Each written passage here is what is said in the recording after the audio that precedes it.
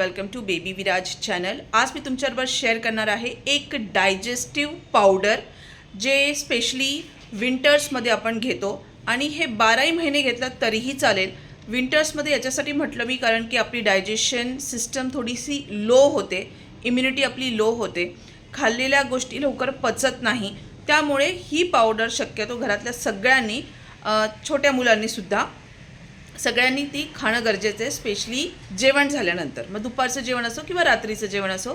तर याच्यासाठी मी जी पावडर बनवलेली आहे ती म्हणजे जिरा, त्यानंतर अजवाईन म्हणजे ओवा आणि त्यानंतर बडीशोप, या 3 गोष्टींना मी मिक्स केलेलं आहे आणि त्याची मी पावडर बनवली आहे। ह्या तिन्ही गोष्टी अशा आहेत की आपल्या मसाल्यामध्ये आपण नेहमीच किचनमध्ये यूज करतो आणि कुठल्या ना कुठल्या भाजीमध्ये ते टाकतो। आपल्याला माहिती आहे की त्याच्याने चव किती वाढते। तर ह्या गोष्टी आपल्या घरात नेहमीच असतात, याची मी पावडर बनवणार आहे। ह्या गोष्टी वेट लॉससाठी खूप महत्त्वाच्या आहे, डायजेशनसाठी चांगल्या आहेत। तुमचं डायजेशन चांगलं झालं म्हणजे तुम्हाला झोप रात्रीचे चांगले लागणार, तुमच्या बॉडीमधले जितके टॉक्सिन्स आहेत ते सगळे निघून जाणार आणि तुम्हाला फ्रेश वाटणार। तर ह्या सगळ्या गोष्टी रात्री जेवण झाल्यानंतर 1 चमचा आणि दुपारचं जेवण झाल्यानंतर 1 चमचा असं खाल्लं तरी चालेल। ही पावडर बनवून ठेवली आहे, तुम्ही पाण्यात टाकून पिलं तरीही चालेल, पण मला पर्सनली मी ते पाण्यात टाकून नाही पित, 1 चमचा खाते आणि वरतून थोडंसं गरम पाणी पिते, म्हणजे कोमट पाणी। त्याच्याने मला खूप जास्त फरक वाटतोय, खूप रिलॅक्स वाटतंय आणि त्यामुळेच मला असं वाटलं की हे मी तुमच्याबरोबर शेअर केलं पाहिजे। चला आता बघू की कसं बनवायची।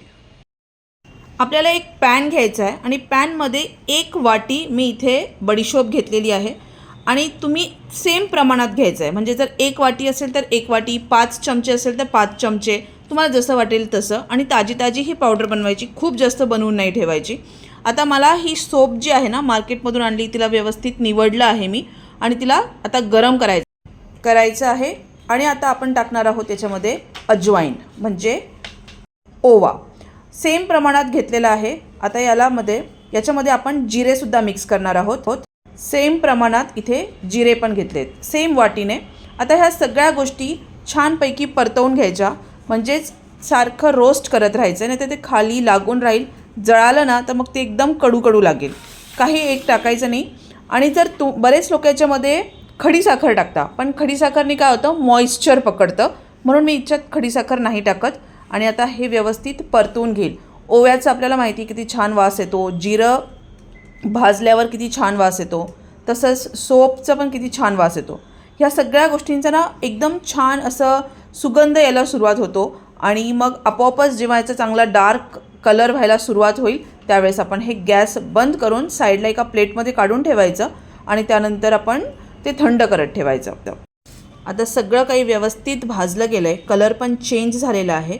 आता मी एका प्लेटमध्ये काढून ठेवलं आणि प्लेटमध्ये थंड झाल्यानंतर याची पावडर याच्यासाठी बनवायची, नाही तर ते पूर्ण असं घट्ट चिगट बनेल, अशी चांगली रवाळ पावडर बनणार नाही। त्यामुळे आपल्याला हे मिक्सरमध्ये करायचं आहे। हे बघा, आता मिक्सरमध्ये टाकलं, छानपैकी याची कोर्स अशी एकदम छान पावडर करून घ्यायची। मी तुम्हाला दाखवते, आत्ता जस्ट छान अशी कलर पण आलेला आहे। आणि आता एक कुठल्याही एअरटाईट कंटेनरमध्ये याला भरून ठेवायचं। पण त्याच्या आधी आता मी ही पुन्हा त्याच प्लेटमध्ये काढून घेणार आहे आणि मार्केटमध्ये धण्याची डाळ मिळते, जी खूप चवीला पण छान लागते, बडीशोपबरोबर बरेच जण खातात। तर ती धण्याची डाळ मी याच्यामध्ये मिक्स करते, कारण की ते मला खायला खूप आवडते, म्हणून याच्यामध्येच मिक्स करणार आहे। नाहीतर एरवी जेव्हा बडीशोप विकत आणते ना तर बडीशोपबरोबरच मिक्स होऊन येते ती, तर माझ्याकडे ती सेपरेट आहे, म्हणून आता मी ती पण याच्यामध्ये मिक्स करेल। धना डाळ तुम्हाला जेवढं हवं असेल तेवढं टाकू शकता, मला थोडी जास्त आवडते म्हणून मी जास्त टाकली आहे।